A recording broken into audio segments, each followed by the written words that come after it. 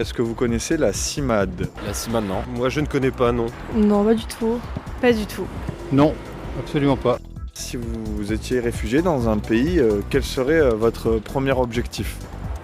Trouver un peu d'aide, un organisme qui puisse nous aider. Ouais, trouver de l'aide, surtout trouver de l'aide. Quelle serait pour vous la chose la plus difficile dans cette situation-là? Parce que on leur accorde pas les papiers, surtout en France c'est compliqué quoi.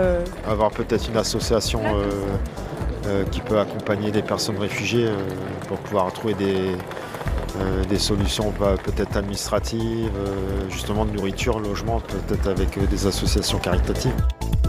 Bonjour à tous, chères auditrices, chers auditeurs, et bienvenue dans ce nouvel épisode de Polytalks. Je suis Jade Esposito et aujourd'hui c'est un épisode un petit peu particulier car nous partons en reportage. Nous allons à la CIMAD de Lille, qui est une permanence d'accueil et de soutien juridique pour les personnes sans papier. Nous allons rencontrer un de ces bénévoles ainsi que des personnes qui ont pu bénéficier de l'aide de la CIMAD. Alors est-ce que ici, la CIMAD, on parle d'une association, on parle de... Je sais que c'est une permanence juridique. Quel est le statut un petit peu de la CIMAD? C'est le statut d'association. C'est une association ancienne, puisqu'elle a été fondée en 1939 et elle a eu des missions différentes tout au cours de ces dernières décennies. Et pour l'instant, l'objectif premier est d'essayer de donner un coup de main aux migrants dans différents domaines, et en particulier sur le plan administratif. D'accord. Essayer de fournir des renseignements utiles ou d'accompagner dans les démarches administratives.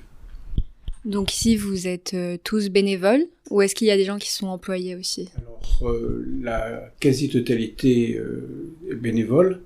Il y a 2 salariés pour l'ensemble des Hauts-de-France. Et la CIMAD est présente dans tous les départements français? Alors c'est présent sur l'ensemble du territoire français, alors pas tout à fait dans tous les départements peut-être, mais au moins dans toutes les régions, et depuis très très longtemps. Donc ici c'est une permanence. Comment ça s'organise dans les faits? Alors les bénévoles sont répartis en plusieurs équipes, selon l'accent mis sur les différents travaux à réaliser. Une partie du travail est réalisée sur place, c'est-à-dire qu'on reçoit des personnes pour fournir les explications nécessaires, et un travail important est réalisé aussi à l'arrière, si on peut dire, en traitement de dossiers, suivi de dossiers, réponse à des questions par Internet, accompagnement parfois en préfecture quand c'est possible. Maintenant c'est devenu très difficile. Il y a quelques années c'était au contraire assez fréquent. Donc vous vous rendiez en préfecture avec une personne pour l'aider? Oui. Y compris en faisant la queue le matin largement avant l'ouverture des grilles qui intervenait à 8h30. Et donc on accompagnait, on restait, c'était un aspect secondaire peut-être, mais on restait à l'extérieur comme ça pendant quelques heures en attendant que les grilles s'ouvrent. Enfin voilà, ça a été remplacé par ce qu'on appelle la dématérialisation des procédures, ce qui fait que une très grande partie du travail se fait en ligne maintenant, donc on n'a plus besoin d'accéder au guichet. À la fois on n'a plus besoin, et puis réglant ce problème, on crée d'autres problèmes bien sûr, qui sont l'accès à une préfecture devenue très largement anonyme, puisque lorsqu'on envoie un mail, ça tombe dans le vide et on ne sait pas à qui s'adresser ensuite pour insister, pour rectifier, pour renouveler la demande. Alors, est-ce qu'on peut parler du profil type d'une personne qui arrive à la CIMAD? Donc, elle est sans papier. Est-ce que elle n'a pas de domicile? Est-ce qu'elle est en France depuis longtemps? Quel est le profil type d'une personne qui va venir Alors, c'est quasiment impossible de répondre parce que il n'y a pas de... les cas sont tellement variés. C'est tout à fait extraordinaire. On voit des personnes qui sont là parfois depuis 20 ans ou plus. On voit des personnes qui viennent d'arriver et qui ne savent pas très bien comment se situer dans ce nouvel univers. Donc c'est vraiment extrêmement divers. On va parler un petit peu des solutions qu'offre l'État à travers la préfecture. Est-ce que vous estimez que ça ne va pas assez vite pour que les dossiers soient pris en compte plus rapidement? C'est quoi le problème en fait? Alors, il y a peut-être 2 problèmes. Il y a la législation d'ensemble, le CESEDA, le Code d'entrée et de séjour des étrangers en France. La philosophie générale nous paraît plutôt négative, c'est extrêmement restrictive. C'est-à-dire il ne s'agit pas là de tel ou tel service ou telle ou telle préfecture, mais l'ensemble de la politique ministérielle ou gouvernementale depuis de nombreuses années travaille dans une perspective de restriction qui nous paraît, sur le plan humain, peu justifiable. L'idée étant que il faudrait, enfin c'est une philosophie implicite, c'est pas avoué comme ça en haut lieu, il faudrait rendre la France la moins attractive possible, de manière à éviter ce concept absurde qu'on appelle l'appel d'air, laissant entendre que si la France était trop généreuse, entre guillemets, on aurait une invasion de millions d'Africains qui se précipiteraient sur la France.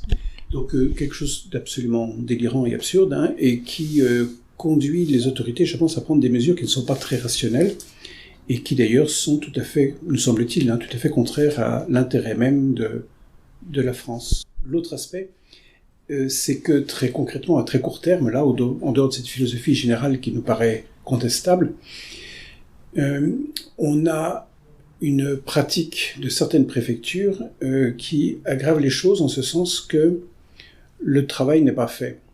C'est-à-dire que le peu de droits dont les étrangers disposent ne sont pas respectés, pas forcément par refus délibéré, allant au-delà d'une loi déjà elle-même assez restrictive, mais par incapacité de répondre aux demandes.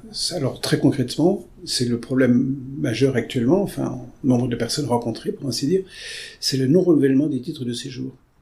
Donc là, il ne s'agirait pas de donner généreusement un titre de séjour à les personnes qui n'en avaient pas, mais pour les personnes déjà en place, qui ont un titre de séjour parfois depuis 5 ans, 10 ans, maximum que nous ayons vu ici, c'est au-delà de 20 ans, eh bien ces gens-là voient leur titre de séjour non renouvelé, sans aucune explication. La conséquence, c'est que au bout de quelques semaines, leur employeur leur dit « mais vous êtes en situation irrégulière, vous étiez en situation régulière depuis 10 ans, mais là, brusquement, vous êtes en situation irrégulière, donc je ne peux pas vous garder. » Et on a des centaines de contrats de travail qui sont ainsi cassés par absence apparemment momentanée, provisoire, de titre de séjour. La conséquence est quand même assez catastrophique parce que du jour au lendemain, ces personnes, non seulement quittent leur emploi, mais n'ont plus la moindre ressource. La CAF réagit très vite. Pour une fois, on a une administration qui est très, très efficace, puisque dès qu'on est en session régulière, la CAF coupe instantanément toutes les prestations. Donc, les APL, les allocations familiales, l'aide aux parents isolés, enfin des choses de ce genre, tout est instantanément coupé. Et on a donc des centaines de familles qui se retrouvent sans aucune ressource. Vous dites que ça fait quelques mois que vous élevez contre la préfecture et leur demandez des solutions. Quelque chose a changé ? Une situation a basculé ? Je pense que c'est plutôt un phénomène d'accumulation. C'est plutôt ça. C'est-à-dire qu'une dématérialisation qui s'est généralisée, qui touche de plus en plus de types de dossiers et qui est mal maîtrisée. Soit par manque de personnel, c'est probable, soit par manque de compétences pour ce nouveau type de travail, c'est également possible. On n'ose pas imaginer que ce soit par mauvaise volonté. On ne sait pas. Vous travaillez quand même un petit peu avec les collectivités. Est-ce que vous êtes en contact quand même proche avec eux ? Est-ce que vous avez des discussions ? Est-ce que vous avez un lien ? Est-ce que vous êtes invité dans des assemblées, des conseils ? Pareil avec la préfecture, est-ce qu'il y a un dialogue qui est établi entre vous ? Avec la préfecture, on a beaucoup de mal à avoir un interlocuteur à qui on puisse dire, écoutez, on vous veut pas de mal, mais on aimerait bien comprendre pourquoi les dossiers n'avancent pas, pourquoi il y a tel et tel problème. Et on est très demandeur d'un interlocuteur ouvert, permanent, et avec lequel on ne ferait pas preuve d'agressivité du tout, mais on essaierait de comprendre un petit peu ce qui se passe. Là, il y a réellement un manque. La CIMAD aide donc, tant que faire se peut, les personnes sans papier avec leur dossier administratif. Pourtant, je me rends compte, pendant ce reportage, que le problème est ailleurs. Et vous venez de vous en rendre compte aussi. Des personnes, pourtant en règle, attendent parfois pendant des mois un renouvellement de leur carte de séjour. Par exemple, André et Eric sont un couple franco-canadien. Eric est en France depuis 2017. Il attend le renouvellement de son titre. La dernière carte de séjour de mon mari expirant fin janvier 2023. Nous avons fait la demande de renouvellement 2 mois avant, c'est-à-dire en novembre 2022, comme le veut la loi, c'est-à-dire 2 mois avant. 2 mois et 2 jours. On était pile dans les délais, dossier complet. Moi, je suis comptable, donc je sais ce que c'est de m'occuper des dossiers, des papiers, etc. Et puis, de là, en fait, on a attendu. J'ai envoyé des mails, plusieurs, pour demander, en fait, qu'ils me confirment qu'ils avaient bien reçu le dossier, au moins pour nous rassurer. Et on a eu seulement une réponse le 19 janvier. La préfecture nous a écrit que un récépissé avait été fait et envoyé par voie postale le 1er décembre 2022. Et en fait, on n'a rien reçu. Et puis, on a relancé par mail, par appel. Et en fait, on n'a rien. Est-ce qu'il y a eu la possibilité d'y aller? Non, il n'y a aucune possibilité. Non, parce que les locaux restent fermés au public. Quand est-ce que vous avez pris contact avec la CIMAD? Comment est-ce que vous avez eu connaissance de... J'ai cherché sur Internet comment se faire aider, parce que à force d'appeler, d'envoyer des mails sans réponse de la préfecture, donc on commençait à être désespérés. Donc du coup, on a essayé de voir si on pouvait pas obtenir de l'aide autrement. Et donc du coup, sur Internet, en recherchant aide, droits des étrangers, etc., je suis tombée sur le nom La CIMAD. Ils ont envoyé un mail à la préfecture pour les relancer, mais pareil, pas de réponse. Je suis suspendu sans salaire. Ah, vous êtes suspendu. Je suis suspendu sans salaire. D'accord. Voilà. Et donc là, vous vivez sur le salaire de madame depuis Ouais. plusieurs semaines. Ouais, Depuis un mois. Ouais, notre salaire familial est coupé en deux. Ouais. Moi, je suis quelqu'un de combative et tout. Je suis réactive. Et donc, du coup, à la base, je ne comprends pas que quand on travaille dans un bureau, dans une administration, on mette autant de temps à répondre aux gens. Ce n'est pas normal, c'est pas acceptable. Pendant le reportage, je rencontre aussi une dame qui a désiré rester anonyme par peur des répercussions de la part de la préfecture du Nord. Elle aussi est en France depuis longtemps, 14 ans, et elle attend un renouvellement de sa carte de séjour qui n'arrive pas. J'ai fait la demande comme tous les gens, 3 mois avant, le 17 novembre 2021. D'accord. Oui. Et j'ai attendu comme tous les gens. J'ai dit peut-être dans 3 mois, 4 mois, 5. Ils vont m'envoyer un récépissé, peut-être 5, 6, 7, 8 mois, 9. J'attends toujours. Après, j'ai entendu que la CIMAD, ils peuvent m'aider. Je suis venue ici. Comment vous avez entendu parler de la CIMAD? C'est une amie à moi. Qui avait bénéficié de l'aide? Oui. Elle m'a dit, il faut aller les voir. Peut-être ils vont vous aider. Ils ont envoyé des emails. Eux aussi, ils ont fait plein de trucs pour moi. Surtout les emails. Parce que moi, ils répondent même pas. Moi, j'appelle de 8h à la préfecture, de 8h20 jusqu'à 11h20. Il y a personne qui répond. Personne répond. Personne donne des nouvelles. Personne. J'ai plus de nouvelles depuis... J'ai resté 1 an comme ça. Après, la CIMAD aussi, ils ont envoyé des emails. Monsieur Dominique, il a envoyé plein d'emails. Toujours pas de réponse. Ils disent que la dame, elle a pas fait changement d'adresse, elle a pas fait ça, mais j'ai fait tout le nécessaire. J'ai fait tout. Ils m'ont dit qu'il y a pas de nouveau, il y a pas un changement d'adresse parce que moi j'étais avant à Paris. La préfecture de Paris 91 à l'Essonne, ils m'ont dit que votre dossier, madame, il est transféré à Lille. Ici, ils disent toujours, il n'y a pas de transfert. Et à cause de la dématérialisation dont vous parliez, vous pouvez plus aller devant la préfecture, ils ne vous reçoivent pas. Tous les lundis et jeudi, je suis à la préfecture. Et ça, depuis 3 mois. 3 mois, chaque lundi et jeudi, je suis à la préfecture. Devant la porte, ils ne laissent même pas rentrer. Le premier jour que j'ai été, le monsieur, il y a un homme, il m'a dit, madame, peut-être vous avez le QTF. J'ai dit, monsieur, mais j'ai rien reçu. Une obligation de quitter le territoire. Oui, il m'a dit, je lui dis, j'ai pas reçu une lettre ou un papier qui dit que j'ai un QTF. J'ai parti en pleurant. J'ai appelé une amie à moi, j'ai dit, voilà, ils m'ont dit que j'ai le QTF, mais j'ai rien fait. La dame, elle a appelé un policier, elle connaît très bien. Il travaille à la PAF. Et il a regardé, il m'a dit, non, votre dossier, il est en cours. C'est marqué comme ça. Après, lundi, je suis retournée, j'ai dit au monsieur, voilà, ils m'ont dit que j'ai pas le QTF. Il m'a dit, madame, vous restez ici, vous allez rien avoir. On peut rien faire pour vous. Et tous les lundis, c'est comme ça. Est-ce que vous êtes plusieurs devant la préfecture à chaque fois ou vous êtes seul? Des milliers de... Devant la préfecture? Oui. Tout le monde...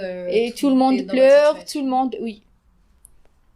Tout le monde pleure, tout le monde crie, tout le monde... Mais devant un mur, il n'y a personne qui répond. J'ai perdu mon travail, j'ai perdu ma maison. D'accord. 1 an, j'ai pas payé. Maintenant, j'ai 40 ans et je tourne entre mes neveux et ma sœur. Ça fait 1 an que ça dure.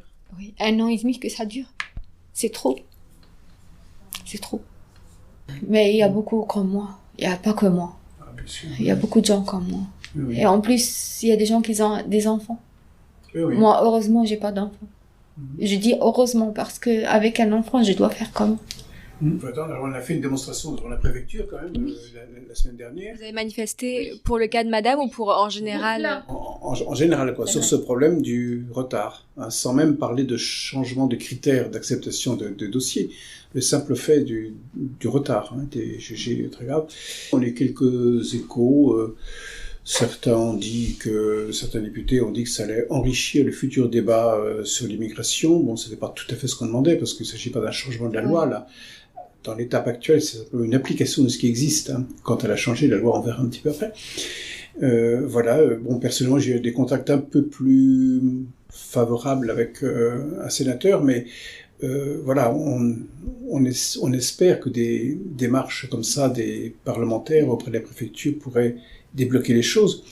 Mais c'est tout, on n'en sait rien, hein. On ne sait pas par quel moyen agir. Hein. La semaine dernière, j'ai eu un email de la préfecture, ils m'ont dit il faut venir le 20 à 8h. Et j'étais à 7h du matin, il y avait plein de monde. J'ai rentré à l'intérieur, le monsieur il a commencé à faire un récépissé pour moi. La dame elle lui a dit non, c'est pas pour maintenant. C'est quoi un récépissé? C'est un titre provisoire qui est donné en attendant que la carte soit renouvelée. Et dans certains cas, certains employeurs ne donnent pas un CDI à quelqu'un dont on dit qu'au bout de 3 mois, peut-être la situation pourrait changer. Oui. Donc sur le plan professionnel, c'est mieux que rien, mais c'est pas idéal. Est-ce qu'il y a un recours, un moyen d'agir contre l'inaction, la lenteur de la préfecture? Un des moyens d'agir contre ces retards de la préfecture, c'est de menacer la préfecture d'opérer un référé. C'est une demande d'action en justice d'urgence au nom du préjudice subi, parce qu'on estime qu'il ne s'agit pas d'un simple retard banal, mais que ça entraîne une catastrophe sur le plan professionnel, financier, familial, etc. Et dans un certain nombre de cas, la menace du référé suffit pour que la préfecture donne un titre de séjour. Donc c'est arrivé que le titre arrive en 48 heures sur menace de référé, alors que ça traînait depuis des mois et des mois. Et il faut trouver un avocat, il faut que l'avocat soit disposé à le faire, mais quand on n'a pas les moyens de payer des sommes aussi importantes, il y a ce qu'on appelle l'aide juridictionnelle, c'est-à-dire que c'est l'État qui paye à ce moment-là. Mais c'est pas une somme considérable, et les avocats qui acceptent l'aide juridictionnelle, s'ils ne font que ça, ils gagnent pas leur vie. Donc on compte un petit peu sur leur bonne volonté ou sur leur militantisme, mais c'est pour dire qu'il n'y a pas 250 avocats qui sont disposés à faire ça. Mais voilà, c'est un petit peu gênant de se dire qu'il faut passer par la justice pour faire simplement appliquer la loi, quoi. Mais l'inconvénient, c'est que si on attire un peu trop l'attention de la préfecture sur soi, et qu'on n'est pas parfaitement en règle dans tous les domaines, on risque une obligation de quitter ils aiment ça. Et vous n'avez pas voulu faire de référé comme votre cousin? C'est trop compliqué comme démarche? Non, j'ai peur. Vous avez peur de quoi? Non, j'ai peur de faire... De la préfecture? Oui. C'est donc la fin de ce reportage à la CIMAD de Lille. Je voulais remercier une dernière fois les personnes qui ont pris le temps d'apporter leur témoignage et remercier aussi la CIMAD pour leur accueil. L'association est ouverte aux dons. Si ça vous intéresse, je vous invite à aller consulter leur site internet. Et si le sujet vous a fait réagir, on sera ravis de vous accueillir sur nos réseaux pour en parler. À bientôt.